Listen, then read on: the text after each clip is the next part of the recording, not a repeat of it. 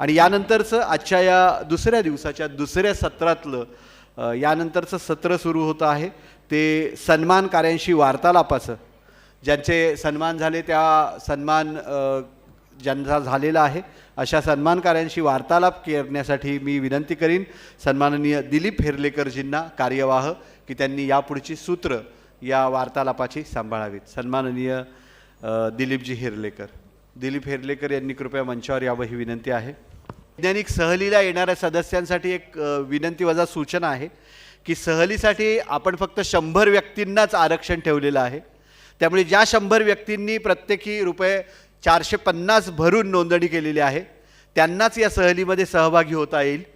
या सदस्यांच्या नावांची यादी साहित्य मंदिर सभागृहाच्या बाहेरच्या बाजूला लावण्यात आलेली आहे. सहलीस येणाऱ्यांनी सकाळी 7 वाजता साहित्य मंदिर सभागृह या ठिकाणी जमवायचं आहे.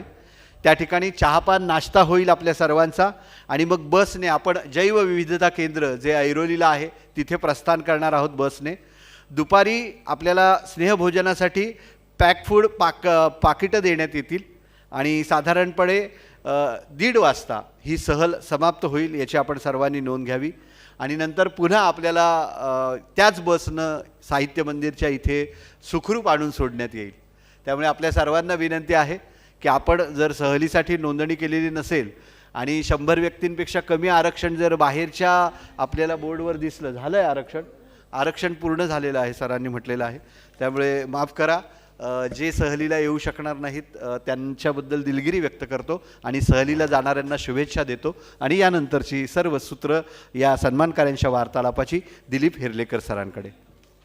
व्यासपीठाचा थोडा रचना बदल केला जातो आहे या वार्तालापाच्या निमित्तानं. सन्माननीय अपान देशपांडे सर आणि सन्माननीय हेरलेकर सर हे दोन्ही मान्यवर या सत्राचं सूत्रसंचालन करत आहेत, या सत्राला पुढे नेत आहेत. आणि निश्चितच या 58व्या अखिल भारतीय मराठी विज्ञान अधिवेशनाच्या निमित्तानं आपल्या सर्वांमध्ये एक विज्ञान जागृती करण्यासाठी हे अधिवेशन होतं आहे. आणि विज्ञानाबद्दल वेगळं काय सांगायचं. असेच का अन तसेच का प्रश्न पडू दे मनाला, असेच का अन तसेच का प्रश्न पडू दे मनाला, अचूक उत्तर मिळेल तुम्हा विज्ञान असेल जर साथीला. विज्ञानाची कास धरा जिज्ञासेचा अंगीकार करा, विज्ञानाची कास धरा जिज्ञासेचा अंगीकार करा, मग नवे शोध लागतील बघा समृद्ध होईल धरा, बघा समृद्ध होईल धरा. निश्चितच विज्ञानाचं महत्त्व या धरेला समृद्ध करण्यासाठी आहे. काल महापालिका आयुक्त राजेश नार्वेकर साहेबांनी सांगितल्याप्रमाणे केवळ स्वच्छतेमध्ये नवी मुंबई आघाडीवर नाही तर जी पंचमहाभूतं आहेत त्या पंचमहाभूतांच्या पंचतत्वांच्या संवर्धनासाठी सुद्धा नवी मुंबई आघाडीवर असणारं शहर आहे. आणि सन्माननीय मृणालिनी साठे मॅडम आणि राजीव वर्तक साहेब यांनी कृपया मंचावर यावं ही विनंती आहे.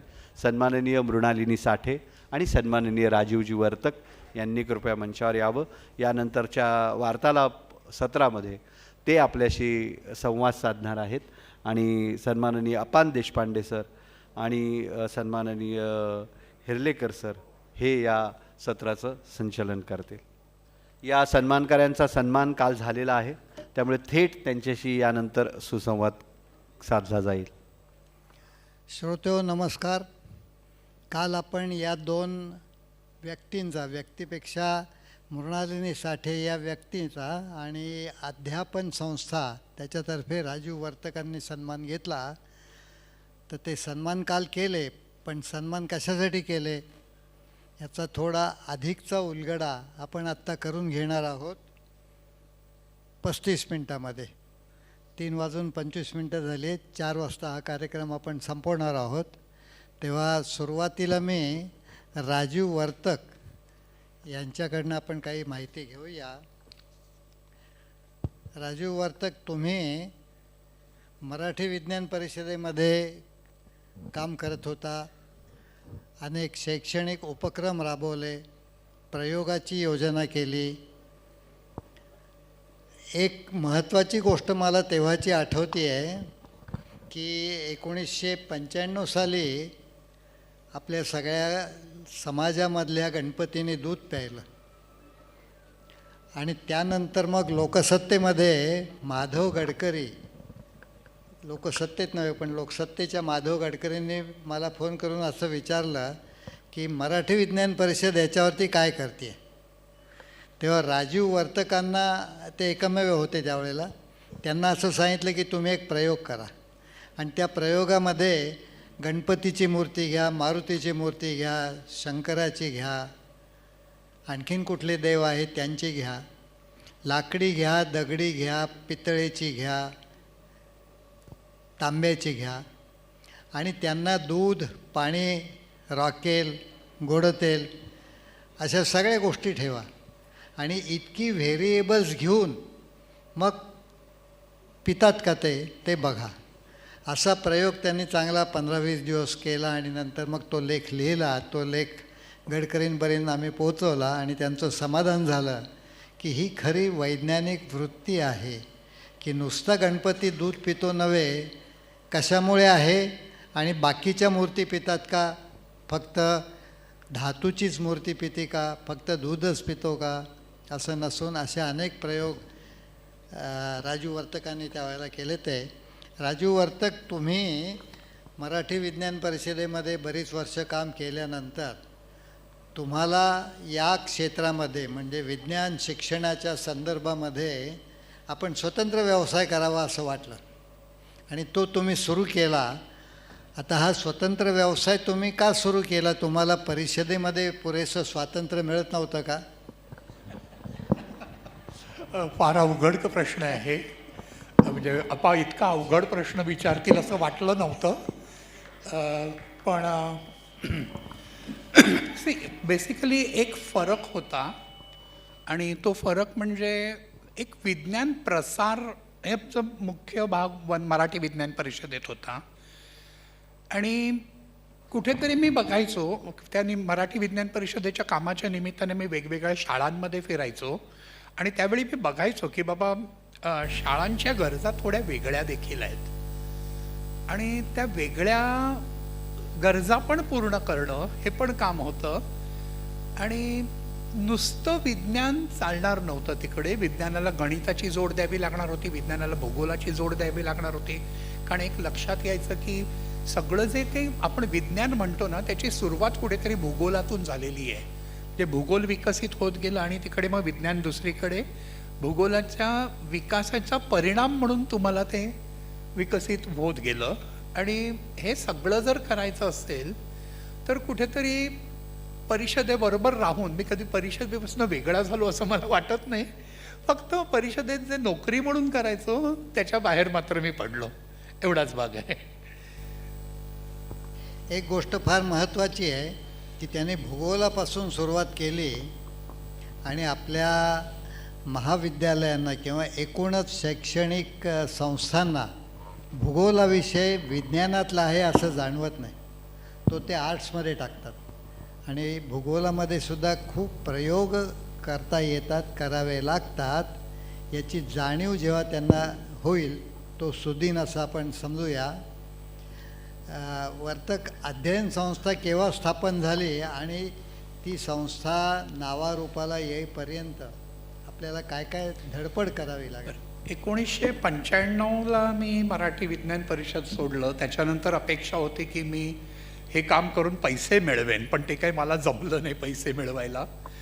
पण नंतर मला काही लोकांनी सपोर्ट केला आणि त्या सपोर्टने मी काम नुसतं करत राहिलो, माणसं जमवत राहिलो. पण शेवटी संस्था ही स्थापन करावीच लागली, कारण कोणी उगाचच आणि असे पैसे देत नाही. संस्थेची स्थापना ही 2010ची आहे आणि संस्था उभी करताना जे सगळे संस्था पुढे न्यायची जी अंग आहेत, एक फायनान्स आणि दुसरं अकाउंट्स, म्हणजे फायनान्स तुम्हाला मिळवता आला पण तो फार सुंदरपणे वापरता येणं, आणि तिसरं म्हणजे सगळ्यात महत्त्वाचा जो भाग होता तो संस्थेचा गाभा, की जो विज्ञान प्रसाराबरोबर आम्हाला वैज्ञानिक दृष्टिकोन अभ्यासक्रमातून द्यायचा होता. कारण अभ्यासक्रम मी पाहिला की कुठे फार फरक नाही आहे सगळ्या अभ्यासक्रमांमध्ये. हां, पण वैज्ञानिक दृष्टिकोन द्यायचा कसा हा मोठा प्रश्न होता. आणि वैज्ञानिक दृष्टिकोनाबरोबर वैज्ञानिक कौशल्य, म्हणजे मला निरीक्षण करता आलं पाहिजे, मला मोजमापन करता आलं पाहिजे, मी केलेल्या निरीक्षणाला मला अर्थ प्राप्त करून देता आला पाहिजे, ही सगळी कौशल्य त्या मुलांमध्ये आणायची होती. आणि त्याची एक संधी मला खरं तर ती मराठी विज्ञान परिषदेतच मिळाली. 1986ला, म्हणजे आता जसं आपण न्यू एज्युकेशन पॉलिसीबद्दल बोलतो तशी 1986ला पण एक न्यू एज्युकेशन पॉलिसी आली होती, म्हणजे त्यावेळीची न्यू एज्युकेशन पॉलिसी. आणि त्यावेळी त्यांनी सगळा अभ्यासक्रम पण बदलला होता. तसं यावेळी दिसलं नाही, अभ्यासक्रम बदललेला दिसला नाही. आणि अभ्यासक्रमात बॉईल्स लॉ आणि चार्ल्स लॉ हे नवव्या इयत्तेत पहिल्यांदा आले होते. आणि त्यामुळे शिक्षकांचा प्रचंड विरोध झाला. शिक्षकांनी त्याला सगळ्यांना म्हटलं की हे नका करू, हे नका करू. आणि स्टेट बोर्डने ते काढून टाकलं. मी म्हटलं हे बरोबर नव्हतं स्टेट बोर्डचं. आम्ही त्याला एक प्रोसिजर डेव्हलप करून दिली त्यावेळी की बाबा, पण त्या प्रोसिजरचं आम्हाला आउटकम फार वेगवेगळ्या रीतीने मिळाले. की फॉर एक्झाम्पल अगदी 3रीपासून आम्ही ग्राफची सुरुवात करायला लागलो की त्या ग्राफमुळे पुढे हे समजणं सोपं जाणं. ही सुरुवात जरी झाली तरी वैज्ञानिक दृष्टिकोन आणि एक गैरसमज असतो की मी जे विज्ञान शिकतो, म्हणजे कारण एक पण आपण बोलतो ना, तू विज्ञान ॲप्लाय कर, विज्ञान तू शिकलायस. शाळेच्या पातळीवरचं विज्ञान खरं सांगतो खूप ॲप्लाय करता येत नाही. हे मला थोडंसं बोलताना म्हणजे कदाचित तुम्ही ह्याला प्रश्न नंतर विचारू शकाल, पण आम्ही शाळेमध्ये जे शिकवतो ना, ती बेसिकली जो सिलॅबस आहे त्या सिलॅबसचा वापर करून विचार कसा करायचा हे शिकवतो. आणि नाहीतर मग विचार तुम्ही हवेतून किंवा पोकळीतून नाही शिकवता येणार. आणि म्हणून हा सिलॅबस आहे. सो संस्थेच्या महत्त्वाचा सगळ्यात गाभा हा तुम्ही काय प्रोसिजर वापरणार, तुम्ही कशा रीतीने त्याचं मूल्यमापन करणार, हा भाग होता. फायनान्स मला थोडंसं सहजच मिळालं. हां, पण संस्था म्हणून जी उभी राहायला पाहिजे की बाबा त्याचे अकाउंट्स बघणं त्याचं, सो ते पण माझ्या सहकार्याने केलं हळूहळू. म्हणजे ते जमलं, आम्हाला जुळवता आलं सगळं. संस्था सुरू झाल्यानंतर राजीव वर्तकांमध्ये घडलेला फार मोठा फरक आहे. विज्ञान परिषदेत होते तोपर्यंत विज्ञान शिक्षण आणि विज्ञान प्रयोग या गोष्टी करत असत. परंतु त्या गोष्टीचा रिपोर्ट लिहिणं किंवा त्याचे हिशोब ठेवणं ह्या गोष्टीकडं त्यांचं लक्ष नसे त्यावेळेला.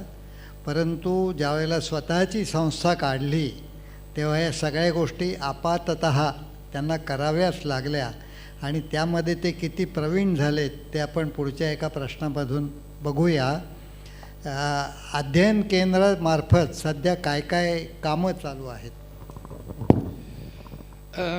सध्या आम्ही शाळांमध्ये एक आमचा स्मिथ नावाचा प्रोग्राम आहे, स्कूल मॅथमॅटिक्स इम्प्रूव्हमेंट प्रोग्राम.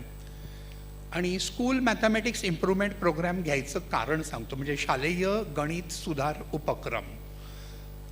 कारण आम्ही खरं तर माध्यमिक इयत्तांना शिकवायचो किंवा ज्युनियर कॉलेज किंवा काही वेळा कॉलेजेसमध्ये शिकवायचो.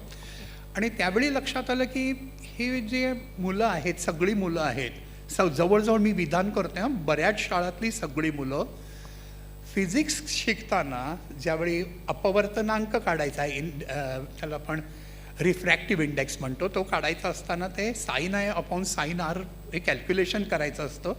सगळी मुलं का चुकतात हा माझ्यासमोरचा प्रश्न होता, माझ्या सहकाऱ्यांसमोरचा प्रश्न होता. आणि त्याची आम्हाला उत्तर मिळाली की 5वी 6वी 7वीमध्ये आपण मुख्यतः जे फ्रॅक्शन, डेसिमल फ्रॅक्शन, डिव्हिजिबिलिटी म्हणजे लसावी मसावी आणि अगदी बेसिक जॉमेट्री आणि मोजमापन ह्या भाषात मुलं कमी पडतात. आणि म्हणून आम्ही 5वी ते 7वीला स्मिप उपक्रम केला. त्याचप्रकारे सिप म्हणजे स्कूल सायन्स इम्प्रूव्हमेंट उपक्रम केला, स्कूल जॉग्रफी इम्प्रूव्हमेंट प्रोग्राम केला. आणि हे सगळं आता मोठ्या प्रमाणात चालू आहे. जवळजवळ म्हणजे काही वेळा कमी होतात, काही वेळा जास्त होतात, पण जास्तीत जास्त 600 शाळांपर्यंत आम्ही पोचतो. शाळामध्ये पोचण्याचं प्रमाण पण आम्ही कसं वाढवलं की आम्ही बेसिकली जिल्हा परिषदेच्या आणि आश्रमशाळा, फार थोड्या प्रायव्हेट शाळा आहेत.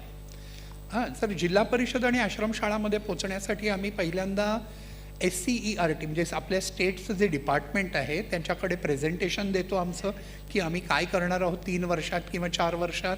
त्याचं मूल्यमापन कसं करणार आहोत, आम्ही कोणत्या पद्धतीने तुम्हाला रिपोर्ट देणार आहोत, हे सगळं आम्ही त्यांना दाखवतो. मग ते आम्हाला त्याची मान्यता मिळते. मग परत जिल्हा पातळीवर जावं लागतं, अगदी तालुका पातळीवर पण परत ही परवानगी मिळवावी लागते. आणि मग मात्र कामं बऱ्यापैकी तुमची सुरळीत होतात. त्याच्यामध्ये काही प्रोसिजर आहे. ती प्रोसिजर कशी की आधी सगळ्या विद्यार्थ्यांची तुम्ही प्री टेस्ट घेता, म्हणजे पूर्वचाचणी, ज्यांचं आजचं आकलन या घटकातलं काय काय आहे, आणि त्याचा एक फार मोठा रिपोर्ट तयार होतो.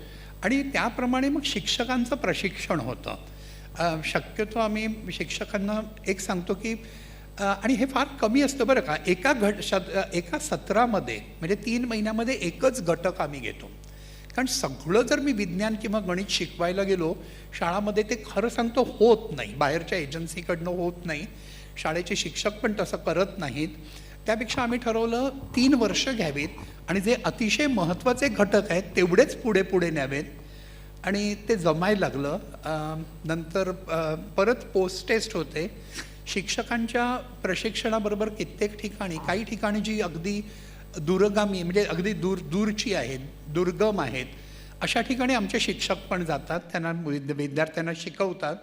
आणि त्याच्यासाठी आम्ही खास असं लॅब मटेरियल तयार केलेलं आहे. म्हणजे की मुलांना आम्ही एक प्रिन्सिपल पाळतो बरं का, जीन प्याजेचं, ज्याला आपण कन्स्ट्रक्टिव्हिझम म्हणतो किंवा ज्ञानरचनावाद म्हणतो. ज्ञानरचनावाद हा शब्द मला बोलायला फार भीती वाटते, कारण तो खूप चावून चोथा झालेला विषय आहे, त्यामुळे मी तो शब्द शक्यतो वापरत नाही. पण की मुळात तिकडे एक शिकायचं आहे की ज्ञान एखाद्याच्या डोक्यात निर्माण होत नाही, ते परिसराचा अनुभव घेत आणि परिसराशी प्रयोग करत निर्माण होतं.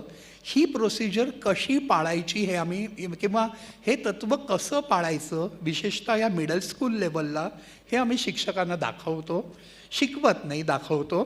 आणि मग परत त्या मुलांची पोस्ट टेस्ट होते.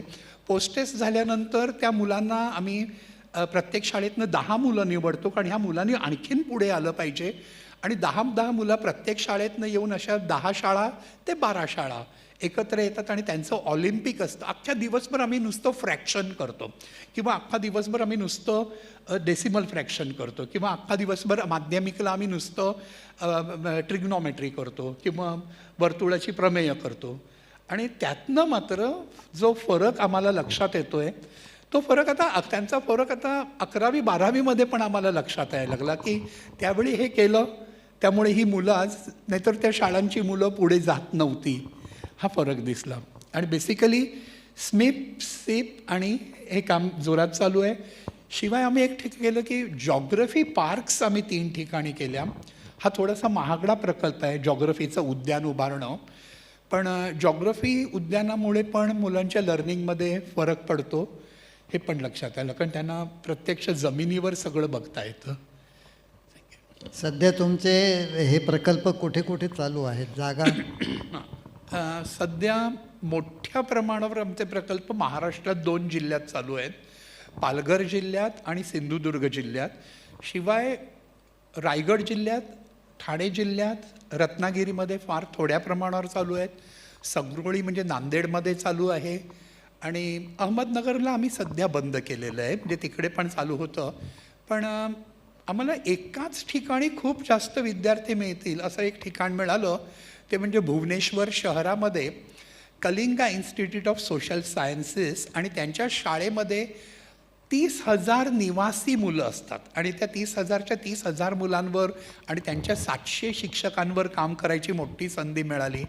शिवाय हावऱ्यासारख्या शहरामध्ये काही जो टिकियापाडासारखा मागासलेला भाग आहे तिकडे करायची संधी म्हणजे तिकडे आमचं सतत चालू असलेलं काम आहे. आणि आसाममध्ये काही भागात होतं, जो बोडोलँड म्हणजे बोडो लोकांचा होता त्या भागात काही ठिकाणी होतं.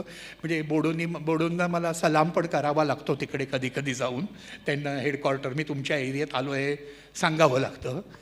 ओके, पण तिकडे आम्ही ते चांगल्या रीतीने सुरू झालेलं आहे. आणि आता परत एकदा नॉर्थ ईस्टमध्ये आणखीन वाढण्याची शक्यता आहे. म्हणजे तुम्ही आटकेपार झेंडे लावलेत. नाही, अटकला नाही गेलो अजून. तुमच्या संस्थेमध्ये किती माणसं काम करतात आणि बजेट? मी सध्या 55 जण आहोत माझ्या सकट. 55 जण. आणि बजेट बजेट आमचं साधारण 2.25 कोटी म्हणजे 2,75,00,000 हे बजेट आमचं जातं साधारण. एखाद्या शिष्याने गुरुचा पराभव करावा आणि गुरुनी त्याच्यात आनंद मानावा अशी ही गोष्ट आहे. आज मराठी विज्ञान परिषदेमध्येही 55 माणसं काम करत नाहीत आणि बजेटही 2.25 कोटी नाही आहे. राजू वर्तक, पण तुम्हाला शुभेच्छा आहेत या मी बाबतीमध्ये. तर थोडंसं एक बोलतो, हे मला का शक्य झालं तेही सांगतो. काही गोष्टी मी मराठी विज्ञान परिषदेकडनं शिकायचा प्रयत्न जरूर केला. मी त्या दिवशी आपल्या किशोर कुलकर्णींना म्हणालो मी तुमच्यासारखं लिहायचा प्रयत्न केला वगैरे, ते काही मला जमलं नाही कधी. काही गोष्टी नाही जमल्या, पण मला आर्थिक कारणासाठी सपोर्ट फार छान मिळाला आणि त्यामुळे हे जमलं. कदाचित रमेश कचोलिया नावाच्या व्यक्तीने मला सपोर्ट केला नसता, कारण माझा जवळजवळ 100% सपोर्ट एका माणसाकडनं येतो, 100%. आणि त्यामुळे हे शक्य झालं, म्हणजे हे पण हे सांगतो. शेवटचा प्रश्न आहे की तुमची संस्था ही एक खांबी तंबू आहे की ती पुढे अनेक वर्ष चालू राहील? अशी काही योजना? सध्या तरी मी फील्डवर जात नाही, फार क्वचित जातो. हां, आणि एक खांबी काही काळ होती सुरुवातीला, कारण सुरुवातीला लोकांचा विश्वास असा नसायचा, त्यावेळी मलाच पुढे जावं लागायचं. पण आज प्रत्येक ठिकाणी मी जी सांगितलं, कुडाळला किंवा उत्तर सिंधुदुर्गात किंवा पालघरला, इकडे तिकडे ती माणसं आणि ते लीडर्स तयार झालेले आहेत. हां, मला थोडंसं अजून भुवनेश्वरला किंवा त्या ठिकाणी अजून मला जावं लागतं. तिकडे पण खरं तर त्यांची त्या संस्थांची, ती आमची माणसं नव्हेत, पण त्या संस्थांची माणसं तयार झालेली आहेत. असं जाणवतं की समाजामध्ये चांगले आदर्श निर्माण करणाऱ्या संस्था जरूर आहेत, परंतु त्यांची जी कामं आहेत ती त्या संस्थेपुरती किंवा संस्थेभोवती थोड्याशा अशा क्षेत्रफळामध्ये असतात. समाजामध्ये हे सगळी शिक्षण पद्धती तुमची जावी ह्या दृष्टीने काही विचार केला आहे का? हो, सध्या तरी आम्ही सगळीकडे जातो आहोत आणि समजावून देतो आहोत. कसं आहे की आजपर्यंत बऱ्याच ठिकाणी टेलिंग इज टीचिंग, म्हणजे सांगणं हे ह्याला आपण टीचिंग खूप ठिकाणी म्हटलं जातं. पण टीचिंग हे जे आहे ना, हे सांगण्याच्यापेक्षा खूप वेगळं आहे आणि ते समजावणं, आणि मगाशी म्हटलं तसं जीन पॅजेचं तत्त्व समजावणं हे थोडंसं कठीण होतं. म्हणजे काय असतं की शिक्षकांना दिलेला सिलॅबस, त्याच्यात शिक्षकांनाही वाटतं की अरे मी हे सगळं या प्रोसिजरने कसं पूर्ण करू. आमचं म्हणणं तेच आहे की सगळं नका करू, पण जे खरोखरच अतिशय गाभ्याचे विषय आहेत, त्या गाभ्याच्या विषयांपुरतं तरी हे तुम्ही फॉलो करा आणि त्याचा परिणाम जर आम्ही त्यांना दाखवला आहे ना तर तो होतो. आणि पुढचे आणखीन काही मार्ग आहेत की आम्ही पुढच्या 2.5 वर्षाचं म्हणजे प्लान आमचा आहे की 2.5 वर्षात आमच्या काही प्रोसिजर्स बदलतील आणि नवीन प्रोसिजर्स होतील. कारण आम्ही एक अनुभव, मला बराच प्रश्न विचारला जातो की तुम्ही मल्टीमीडिया किंवा CD किंवा कॉम्प्युटर एडेड लर्निंग हे का नाही केलं, कारण ते खूप लोकांपर्यंत जाईल. खरंच खूप उपलब्ध आहे मटेरियल आणि ते काम करायची संधी देखील आम्हाला मिळाली 2 संस्थांतर्फे. एक आयलँड एफएसने आम्हाला काय केलं की आम्हाला त्यांनी पिंपरी चिंचवडचं अख्खा म्युन्सिपल कॉर्पोरेशनबरोबर काम करायची संधी दिली. आम्ही त्या ठिकाणी त्यांचं मी खूप डिटेल जात नाही, तुम्ही नंतर हवं तर मला वेगळं म्हणून विचारा. पण आम्ही तो फार मोठा प्रोजेक्ट 3 वर्षाचा केला आणि मल्टीमीडिया वापरायला जर अजून आम्ही तयार नाही आहोत. आम्ही इव्हन तिकडे आमच्या ह्याच्या लॅब्स पण तयार केल्या, व्हर्च्युअल लॅब्स पण तयार केल्या, त्या पण मिसयूज झाल्या. ओके, आणि म्हणून आम्ही मग एक ठरवलं की सध्या तरी आपण सगळेच जणं सगळं काही कॉम्प्युटर एडेड करण्यात किंवा मल्टीमीडिया वापरण्यात, फार तर तुम्ही स्मार्ट बोर्ड फार छान वापरू शकाल. म्हणजे तो छान वापरू शकाल. पण जे खऱ्या अर्थाने टीचिंग आहे किंवा खऱ्या अर्थाने मुलांना किंवा विचार करायला लावायचं आहे, कारण आमचा बेसिक हेतू आहे की तुम्ही शिक्षणाच्या माध्यमातून विचार करायला शिकवणं हा आहे. तर ते मात्र आपल्याला अजून तसं कॉम्प्युटर एडेड जमलेलं नाही, पण तरी आम्ही प्रयत्न करतो आहोत की 2.5 वर्षानंतर आम्हाला आमच्या काही प्रोसिजर्स नव्याने, म्हणजे हे जुनं चालू ठेवून आम्हाला ते बदलायचं आहे. शेवटची कॉमेंट अशी आहे की मराठी विज्ञान परिषद विज्ञानाचे विविध प्रकारे कार्यक्रम तर करतेच, पण ती एक ट्रेनिंग इन्स्टिट्यूट आहे. आणि या ट्रेनिंग इन्स्टिट्यूटमध्ये तयार झालेले पहिले राजीव वर्तक, ज्यांनी नंतर आपला स्वतंत्र व्यवसाय सुरू केला. त्यानंतर आमच्याकडे पाटील, संध्या पाटील नावाची मुलगी काम करत होती. तिने नंतर BEd केलं आणि ती बाणखूरच्या शाळेमध्ये, गोवंडीच्या शाळेमध्ये मुख्याध्यापिका झाली. आता नुकती ती निवृत्त पण झाली तिथून. तिसरे अच्युत माने नावाचे, तेही गणित शिक्षक म्हणून मालाडच्या बाजूला काम करतात, शिक्षक संघटनेमध्ये आहेत. चौथे अभय यावलकर, त्यांनी 2 वर्षापूर्वी परिषदेतनं निवृत्ती घेऊन स्वतंत्र व्यवसाय स्वतःचा सुरू केला आणि ते सुद्धा महाराष्ट्रामध्ये, गुजरातमध्ये अशा 2-3 ठिकाणी जाऊन विज्ञान शिक्षणाचं काम करतात. तर ह्या पद्धतीने मराठी विज्ञान परिषदेची ध्वजा या लोकांनी उंच केली असं मी समजतो. तुम्हाला शुभेच्छा. आणि आता पुढची 15 मिनटं हेर्लेकरांकडे, मृणालताईंचा. नमस्कार. आपण राजीव वर्तकांच्या संस्थेमार्फत काय काय कार्यक्रम होतात ते बघितलं. भूगोल उद्यानाचा त्याने उल्लेख केला नसता तर मी त्यांना मुद्दाम करायला सांगणार होतो. आणि तो खूप महत्त्वाचा उपक्रम आहे असं मला वाटतं आणि ते ह्याच्याशी जोडलं त्यामुळे जास्त त्याचा प्रसार होईल. आता आपण मृणाली साठे यांच्याकडे बोलू. साठेबाई, तुम्ही विज्ञान परिषदेशी कशा जोडल्या गेला? कारण असे अनेक शिक्षक आहेत मुंबईमध्ये, इतक्या शाळा आहेत, पण विज्ञान परिषदेशी तुम्ही कशा जोडल्या गेला? ते अतिशय योगायोग म्हणायला हवा की राजीव वर्तकांच्यामुळेच मी विज्ञान परिषदेशी जोडले गेले. त्या एके वर्षी असं झालं की 10वी SSE आणि 11वी SSE हे एकाच वर्षी आमच्या शाळेत होते. म्हणजे 10वीचा नवीन अभ्यासक्रम आला होता. हां, आणि 10वीचा नवीन अभ्यासक्रमात प्रॅक्टिकल होतं. आम्हाला ते कसं घ्यायचं ही आम्हाला पंचायत पडली होती. मग मराठी विज्ञान परिषदेकडे आम्ही गेलो. राजीव वर्तक तिथे होते. ते म्हणाले आपण प्रयत्न करूयात. आणि हा प्रयत्न असा केला, त्यांनी शाळेमध्ये काळ्या रंगाने रंगवलेली वीट आणली, घरातली कणिक आणली, मला कणिक आणायला सांगितली, आणि दाबाची व्याख्या कशी मुलांना देता येईल हे साध्या साध्या गोष्टींनी आपल्याला दाखवता येतं हे त्यांनी दाखवलं. एकदा वीट उभी ठेवली कणकेमध्ये, किती बुडाली आहे ते पाहिलं, तिथं खूण केली. नंतर आडवी ठेवली, तिथं खूण केली, आणि त्याच्यावरनं मुलांना कळलं की ज्याचं क्षेत्रफळ कमी असेल तर दाब जास्त असतो आणि क्षेत्रफळ जास्त असेल तर दाब कमी पडतो. असे छोटे छोटे आणि साधे साधे प्रयोग वर्तक सरांनी आम्हाला तिथं दाखवले. आणि फिजिक्समधले कसे प्रयोग आपल्याला घेता येतील हे त्यांनी आम्हाला शिकवलं किंवा दाखवलं प्रात्यक्षिक. आणि त्यामुळे विज्ञान परिषदेशी आम्ही जोडलं गेलो. आणि म्हणून वर्तक सरांचा सन्मान, अफाट कल्पनाशक्ती त्यांच्याकडे आहे आणि त्यांना सन्मान मिळतो याचा मला खरोखरच खूप आनंद वाटतो.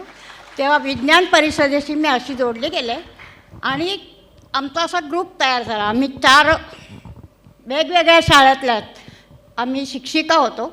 मी, पेठे मॅडम, बारकर मॅडम आणि बिडजगावकर मॅडम आहे, माहिती माझ्याकडेच राहिले.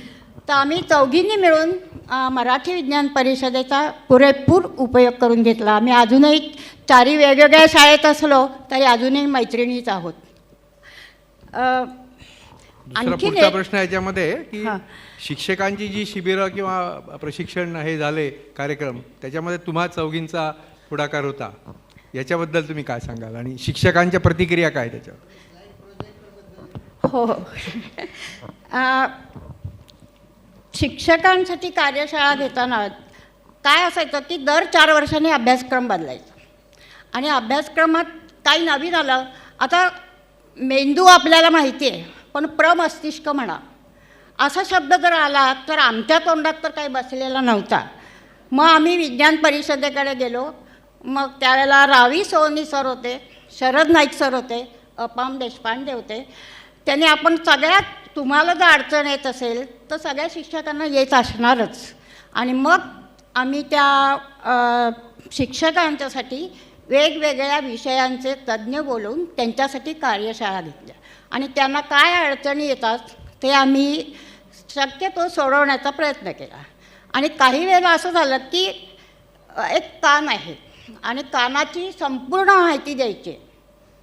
मग परिषदेकडे आम्ही वेगवेगळ्या विषयावर असे व्याख्यानं ठेवली आणि काही वेळेला भेटीसुद्धा दिल्या निरनिराळ्या ठिकाणी जाऊन. आणि शिक्षकांना जसं वर्तक सरांचं उद्दिष्ट आहे की to support the teachers and to support the students, तसं सपोर्ट घेण्यासाठी अजूनही आम्ही वर्तकांकडे जातो, मराठी विज्ञान परिषदेकडे जातो आणि त्यांचं हे करतेच. पण सगळ्यात महत्त्वाची गोष्ट म्हणजे मराठी विज्ञान परिषदेबरोबरच आम्ही कुणावर प्रयोग करायचे किंवा कुणाचं सहाय्य घ्यायचं की आम्हाला हे पडताळून पाहायचं की त्यांना कळलं आहे का नाही.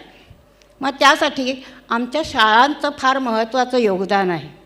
आणि आमच्या शाळांनी माझी शाळा नावच आमची शाळा आहे.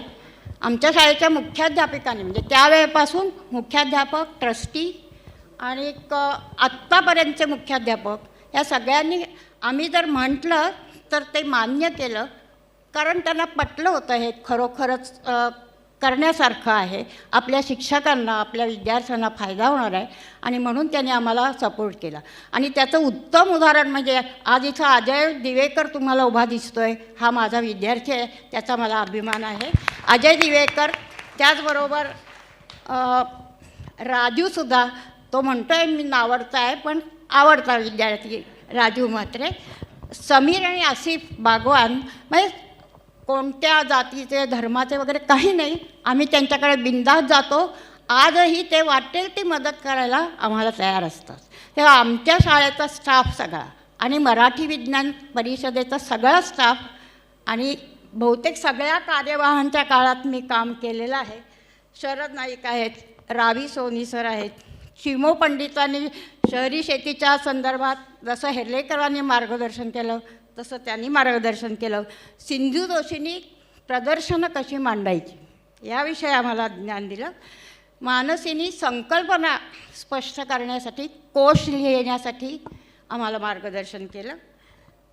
त्याचबरोबर बाळा फोंडके सर आहेत. विश्वकोशात लिहायचं म्हणजे हे प्रत्येक मीडियात लिहायच्यासाठी वेगवेगळी नॉर्म्स असतात. म्हणजे वर्तमानपत्रात लिहायचं असेल तर असं लिहायचं, पुस्तक लिहायचं असेल तर एवढ्या शब्दात अशा भाषेत लिहायला पाहिजे.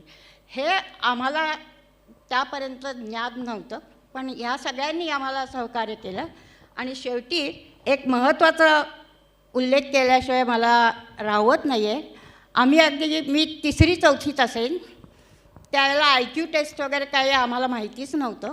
पण मी पुण्याच्या शाळेमध्ये शिकत असताना ग.स. देशपांडे हे आम्हाला विज्ञान शिक्षक होते आणि त्यावेळेला पुण्यामध्ये IQ टेस्ट झाल्या आणि ही IQ टेस्टमध्ये संपूर्ण पुण्याच्या शाळेमध्ये मी आले, प्रथम आले.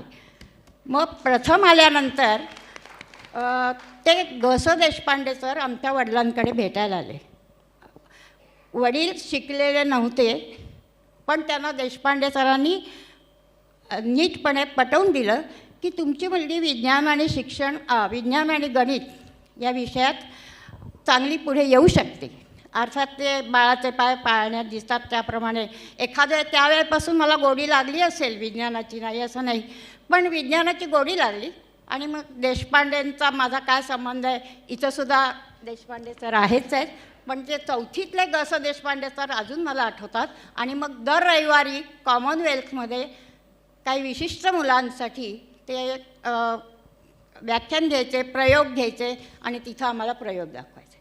आणि म्हणूनच वर्तक सरांचा जसा संबंध अगदी प्राथमिकपासून आहे, अजूनही आम्हाला ते भावतात आणि आवडतातही. अफाट कल्पनाशक्ती आहे. कुठे ओरिसात वादळ झालं तर त्याचा परिणाम मुंबईत होतो. अरे कसं काय, तर ते त्यांनी समजावून सांगितलेलं होतं अशा पद्धतीने आम्ही विद्यार्थी, शिक्षक आणि सर्वसामान्य यांच्यासाठी कार्यशाळा घेतली. पुढचा प्रश्न माझा लिखाणाच्या संदर्भातच होता, पण त्याच्यातलं काही भाग तुम्ही उत्तर दिलं आहे. पण तुम्ही स्वतंत्र पुस्तिका लिहिल्या, त्याच्या पाठीमागची प्रेरणा सांग. हां, ते पुस्तिका लिहिण्याचं कार्य सोनी सरांनी आमच्याकडनं करून घेतलं. एक अशी काही योजना आलेली होती आणि त्या योजनेअंतर्गत लोकवाङ्मय प्रकाशनातर्फे सर्वसामान्यांना कळेल अशा विषयावरती तुम्ही लोकनाट्य घ्या, नाटक घ्या किंवा चर्चात्मक घ्या, अशा छोट्या छोट्या पुस्तिका काढायच्या होत्या. आणि मग त्यासाठी त्यांनी विषय दिले होते. मग त्या विषयानुसार आम्ही छोट्या पुस्तिका लिहायला सुरुवात केली आणि त्या प्रकाशित झाल्या. त्या सुरुवात रावी सोनी सरांपासून झाली.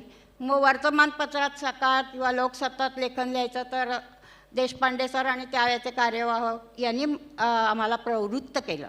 आणि विषयसुद्धा आमचा विषय, माझा जरी केमिस्ट्री असला तरी वेगवेगळ्या विषयावर लिहा, प्रयत्न करा असं त्यांनी सांगितल्यामुळे इतके वेगवेगळे विषय, म्हणजे केमिस्ट्री सोडूनसुद्धा काही विषय आम्ही त्याच्यामध्ये लिहित गेलो. वर्तमानपत्रात लिहिताना ठराविक शब्द मर्यादा असायची आणि मॅटर तर करेक्ट असलाच पाहिजे. संकल्पना कोशात संकल्पनाबरोबर मुलांना म्हणजे सर्वसामान्यांना समजेल अशीच असली पाहिजे. आणि विश्वकोशातलं लेखन अतिशय काळजीपूर्वक लिहायला पाहिजे. हे बाळ फोंडके सरांनी सांगितलं की ज्याच्यामध्ये बिनचूकपणा असला पाहिजे, काही एकही चूक असता कामा नये. हे विश्वकोशातल्या, मग शास्त्रज्ञांचा चरित्रकोश लिहायचा आहे, मग त्या शास्त्रज्ञांना भेट देणं किंवा त्यांचे नसतील हयात तर त्यांच्या संबंधित व्यक्तींना भेट देणं, हे सगळं परिषदेमुळेच आम्हाला शक्य झालं. आणि वेगवेगळ्या मग नंतर अलीकडे आता हे करताना मदत तर लागतेच. मग माझ्या फॅमिलीने, म्हणजे माझे मिस्टर BRCमध्ये होते, तर BRCमधनं बरेच काही महत्त्वाची कागदपत्रं किंवा पुस्तकं ते मला आणून द्यायचे आणि मग त्याचा संदर्भ घेऊन मी लिहायची. मुलं काय काय माहिती आणून द्यायची. मला काही त्यावेळेला नेटवर्क वगैरे काय हाताळता येत नव्हतं, तर मुलं मला मदत करायची, सून मदत करायची, हा फोटो बघा, हे फोटो बघा. आणि राहिलं नातूसुद्धा आली मदत करतो मला. मग माझ्या मिस्टरांची अशी इच्छा होती, आता ते हयात नाहीत, पण त्यांना माझी धडपड कळत होती आणि ही लिहिता येते, बऱ्यापैकी लिहिते आहे, आवडतं आहे लोकांना असं वाटल्यामुळे ते म्हणाले तू असं छोट्या छोट्या पुस्तिका काढ. आणि मग त्या पुस्तिकांच्या सहाय्याने लोकांना थोडंसं तरी विज्ञानाची माहिती, दृष्टिकोन हा रुजवता येईल असं वाटल्यामुळे मग कडुनिंब म्हणा, तुळसामृत म्हणा किंवा कचरा आख्यान म्हणा, रस्ता सुरक्षा म्हणा, अशा छोट्या छोट्या पुस्तिका लिहायचा प्रयत्न मी केला. आपल्याकडे विज्ञान परिषदेची जी प्रकाशन आहेत त्याच्यामुळे हवा प्रदूषणाचं 60 पानी पुस्तक साठेबाईंनी लिहिलं, एवढं मी तुमच्या निदर्शनाला आणून देऊ इच्छितो. याच्यानंतर मग शहरी शेतीकडे साठेबाई वळल्या आणि आम्ही all India local self government ही सरकारी संस्था जी नगरपालिका नगरपरिषदेच्या लोकांना प्रशिक्षण देते, त्याचे जे सॉलिड वेस्ट मॅनेजमेंटचे प्रमुख होते अजित कुमार जैन, ते आमच्या श्रीकृष्ण भागवत नावाच्या एका धडपड्या सभासदामुळे विज्ञान परिषदेत आले. आमच्या गच्चीवरचा शहरी शेतीचा बगीचा बघितला त्यांनी आणि त्या अजित कुमार जैन IAS अधिकारीचं त्यांनी असं आव्हान दिलं, अरे तुमच्या गच्चीत येतात, आमच्या गच्चीत भाजी आणि फळं आणून पिकवा. म्हणून मग त्यांनी ऑल इंडिया लोकल सेल्फ गव्हर्मेंटमध्ये आधी गच्चीतली जागा दिली, नंतर मग दुसऱ्या मजल्यावरच्या ओपन बाल्कनीमधली जागा दिली होती. ती वरची जी लावली ती झाडं ती सगळी आणून आम्ही तिथे उभी केली. आणि त्यांच्या परिसरामध्ये दर आठवड्यात 2दा आम्ही जाऊन त्यांच्या माणसाला प्रशिक्षण देत होतो आणि 6 महिने हा प्रकल्प चालवला आणि यशस्वीरित्या त्यांच्या हाती सुपूर्द केला. IAS माणूस कधी असं सर्टिफिकेट देत नाही. त्यांनी कबूल केलं शेवटच्या आठवड्यामध्ये की your technique is workable everywhere. हा विज्ञान परिषदेला मिळाला मोठा कॉम्प्लिमेंट असा मी समजतो. IAS अधिकारी असं कधी कोणाला सर्टिफिकेट देत नाहीत असा माझा अनुभव आहे. तर त्या प्रकल्पाचा अहवाल आला, तो अहवाल आपल्या शरद काळे सरांकडे गेला जे आजीव सभासद होते आणि यशवंतराव चव्हाण सेंटरचे सरचिटणीस होते. तर ते म्हणे तुम्ही त्यांच्या संस्थेत केलं, आमच्या संस्थेतही करा. आता शरद काळे सर सरचिटणीस असले तरी त्यांच्या संस्थेत करायच्या वेळेला त्यांचा एक तिथला ब्युरोक्रॅट आला परत मध्ये, त्यांचं नाव मला लक्षात नाही आता, पण साऊथ इंडियन माणूस होता. नाही म्हणे हे गच्चीत केल्यावर गळणार. मग त्यांना आमची गच्ची नेऊन दाखवली आणि म्हटलं याच्यामुळे काही गळत नाही आणि काही होत नाही. मग त्याच्यानंतर त्यांच्याकडे तयारी झाली आणि त्यामुळे यशवंतराव चव्हाण सेंटरला आपण असा प्रकल्प, जो ऑल इंडिया लोकल सेल्फ गव्हर्नमेंटला अंधेरीला करून दिला होता, असा प्रकल्प यशवंतराव चव्हाण सेंटरला उभा करायचा ठरवला. अगदी प्राथमिक याच्यामध्ये फक्त मी गेलो होतो, बाकी सगळा प्रकल्प पुढचा साठेबाईंनी नेला. त्याचा अनुभव त्यांनी सांगावा. यशवंतराव प्रतिष्ठानच्या गच्चीवरती आम्ही ठराविक म्हणजे भाजी, फळं किंवा फुलं अशा विशिष्ट कुंड्यामध्ये झाडं लावली आमच्या शहरी शेतीच्या पद्धतीने. आणि ही झाडं लावल्यानंतर ती चांगली वाढली, पण त्यांना नावं दिली. त्याच्यानंतर त्याला शरद काळे नंतर अमेरिकेला गेले. मग डॉक्टर रवी बापट आले होते तिथे. त्या झाडांना जी भेंडी आली होती, जी लिंब आली होती आणि जे जरबेराचं फूल आलेलं होतं ते बघायला यायचे वरती. आणि डॉक्टर रवी बापट आल्यानंतर त्याने भेंडी खुडली आणि खाल्ली. अरे काय चविष्ट भेंडी आहे, कारण या शहरी शेती पद्धतीमध्ये आम्ही कोणतेही सेंद्रिय खत किंवा काही वापरत नाही. आणि त्यांनी जरबेराचं फूल तोडलं आणि स्वतःच्या टेबलावर पाण्यात घालून ठेवलं. आता हे जरबेराचं फूल 1 महिनाभर जसंच्या तसंच होतं. मग त्याने आम्हाला बोलवलं आणि मला रिक्वेस्ट केली की आमच्या इथे भाजीपाला फारसं नाही, लिंब आम्ही घेतो, लिंबाचं सरबत आम्ही करून घेऊ, मोसंबी आम्ही खाऊ, पण भाज्यांचा आमच्या इथं फारसा उपयोग नाही. मग तुम्हाला अशी रिक्वेस्ट आहे की इथं भाज्यांच्या ऐवजी फुलं लावा, फुलांची झाडं लावा.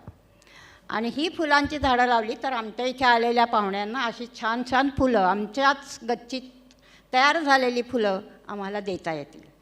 आणि त्याप्रमाणे आम्ही केलं होतं. आता ते थोडंसं विस्कळीत झालं आहे, पण ह्यातला एक अनुभव असा की मी आठवड्यातनं 2दा-3दा जायची तिथे, पण एक आठवडाभर मला जाता येत नव्हतं. आणि बाकीच्या दिवशी त्यांच्या तिथल्या माळ्याच्या मुलाला थोडंसं सांगून ठेवलं होतं की काय करायला पाहिजे, ही पद्धत काय आहे. पण आठवडाभर मला जाता आलं नाही.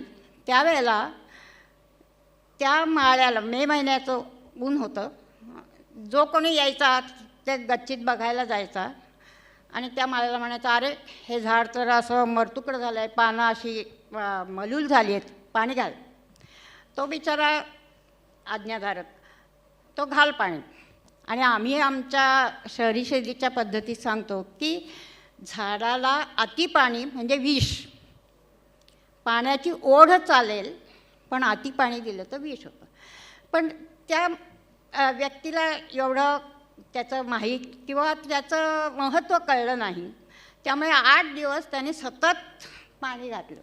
1दा नाही, 2दा नाही, 3-3दा पाणी घालायचं. आणि कारण असायचं, जो येईल तो अधिकारी आला आणि त्यांनी सांगितलं तर पाणी घालणं भाग आहे.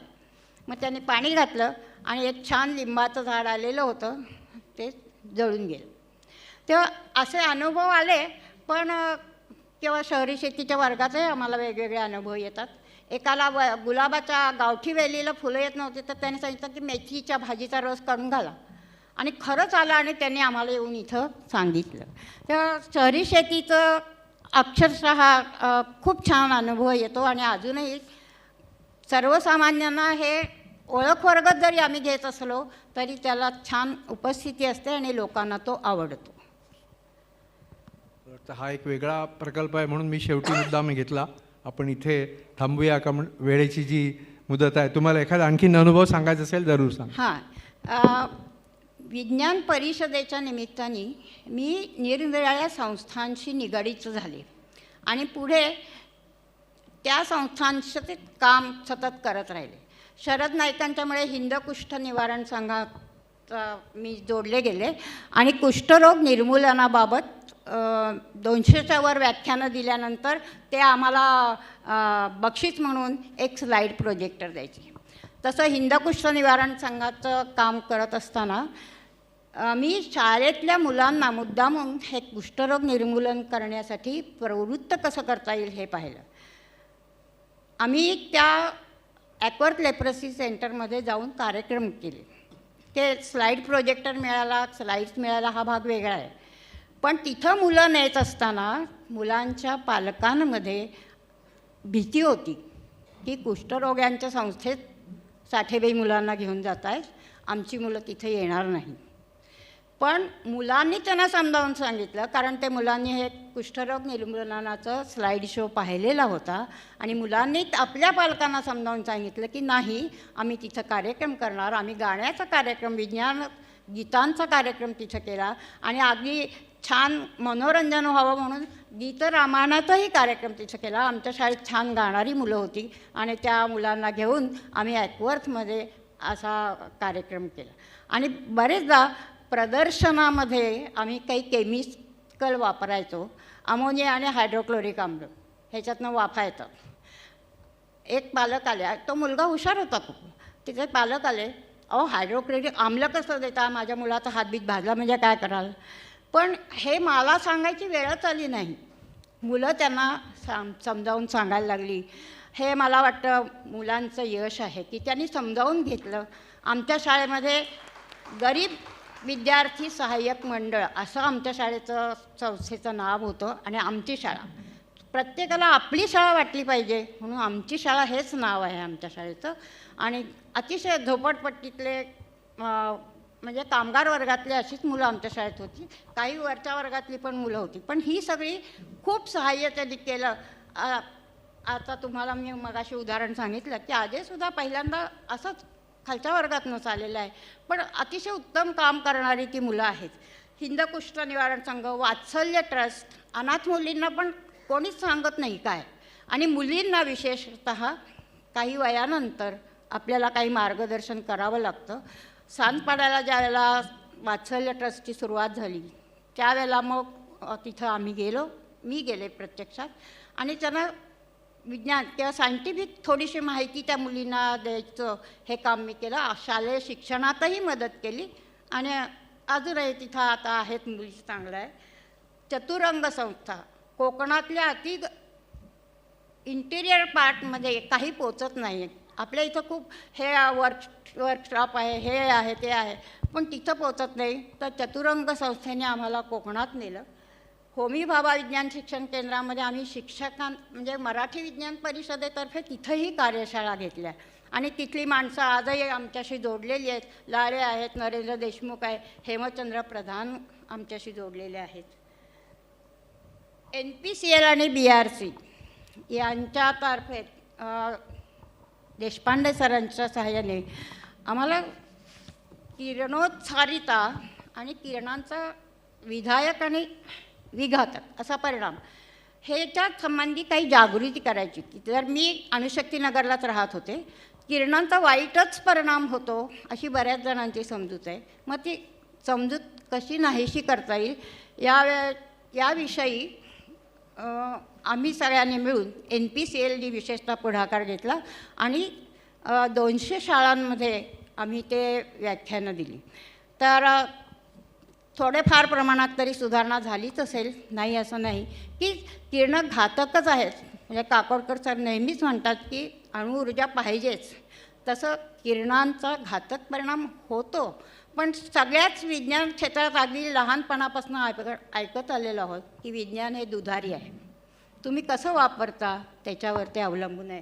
त्या खगोल मंडळ, माझं केमिस्ट्री आहे पण खगोल मंडळाचे दिलीप जोशी आहेत. शुक्राचं अधिक्रमणावर आम्ही व्याख्यानं केली, कंकणाकृती सूर्यग्रहणावर व्याख्यानं केली. म्हणजे आपण थोडंसं तर त्या विषयाचं मला असं सगळ्यांना सांगावं असं वाटतं की सगळ्यांनी आजूबाजूचं, मगाशी कोणतरी सांगितलं की वर्तमानपत्र, हा बाविस्कर सरांनी सांगितलं की वर्तमानपत्र वाचलंच पाहिजे आणि ते वाचून या विषयावरही मी व्याख्यानं देऊ शकले हे केवळ या विविध संस्थांच्या सहाय्याने. आणि राहिली आमची लायब्ररी, कुसुमाग्रज लायब्ररी, या लायब्ररीतनं मला पाहिजे ती पुस्तकं मिळतात. मराठी विज्ञान परिषदेची लायब्ररी तर आहेच आहे, पण आता मी नव्या मुंबईत राहायला गेल्यानंतर कुसुमाग्रज लायब्ररीतनं अगदी विश्वकोशसुद्धा मला केव्हाही उपलब्ध करून देतात. तर अशा ठिकाणी मी व्याख्यानं केली. तर ह्या सगळ्या संस्था आणि पुन्हा पुन्हा उल्लेख करावासा वाटतो ते म्हणजे मराठी विज्ञान परिषदेचे सगळे अध्यक्ष. देवधर सरांनी आम्हाला ठाण्यामध्ये ॲपला नेऊन दाखवली, देशराज जोशींनी युनिव्हर्सिटी दाखवली. म्हणजे तिथं काय कामं होतात. आम्ही TIFRला गेलो आणि पहिली इलेक्ट्रॉनिक मायक्रोस्कोप आम्हाला तिथं पाहायला मिळेल. शिक्षकांना घेऊन आम्ही गेलो आमच्याबरोबर जात. तर अशा संस्था केवळ आणि केवळ मराठी विज्ञान परिषदेमुळे आम्हाला उपलब्ध करून दिल्या गेल्या, हे मला फार नमूद करावं असं वाटतं. धन्यवाद.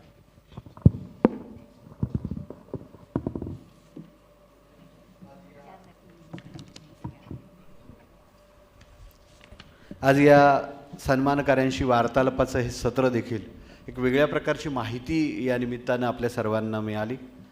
58व्या अखिल भारतीय मराठी विज्ञान अधिवेशन आज आपल्या सर्वांच्या साक्षीनं गेले 2 दिवस संपन्न होत असताना यामध्ये महत्त्वपूर्ण योगदान देणाऱ्या 2 मान्यवर व्यक्तींचा सुद्धा सन्मान होणं गरजेचं वाटतं.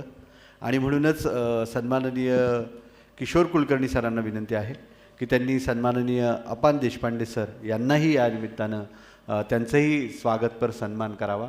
त्यांना फळांची करंडी आणि या अधिवेशनाचं सन्मानचिन्ह प्रदान करून त्यांना सन्मानित करावं. सन्माननीय अपान देशपांडे सरांचा यथोचित असा सन्मान किशोर कुलकर्णी सरांच्या शुभ हस्ते होते आहे. मराठी विज्ञान परिषद नवी मुंबई विभागाचे सन्माननीय अध्यक्ष अपान देशपांडे सरांचा सत्कार करत आहेत. त्याचप्रमाणे मराठी साहित्य संस्कृती व कला मंडळ नवी मुंबई यांचं देखील अतिशय अनमोल योगदान या संपूर्ण आयोजनात आहे. त्याचे अध्यक्ष सन्माननीय सुभाष कुलकर्णी सरांना विनंती आहे की त्यांनी आज या कार्यक्रमाच्या निमित्तानं डॉक्टर विवेक पाटकर सरांना देखील सन्मानित करावं. डॉक्टर विवेक पाटकर सरांचा देखील यथोचित असं स्वागतपर सन्मान होतो आहे. स्थायी समितीचे कार्यकारिणीवर असणारे सन्माननीय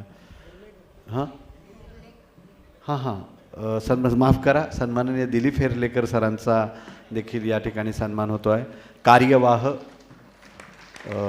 या मराठी विज्ञान परिषदेचे आनंदवन समितीचे संचालक म्हणून ते कार्यरत आहेत. त्या ठिकाणी हँडलूमच्या मशीन्स बसवण्यामध्ये योगदान हेरलेकर सरांचं मोठं राहिलेलं आहे. आणि आज या सन्मानकार्यांच्या वार्तालापामध्ये सुद्धा त्यांनी यांच्याशी अतिशय सुरेख असा संवाद साधलेला आहे.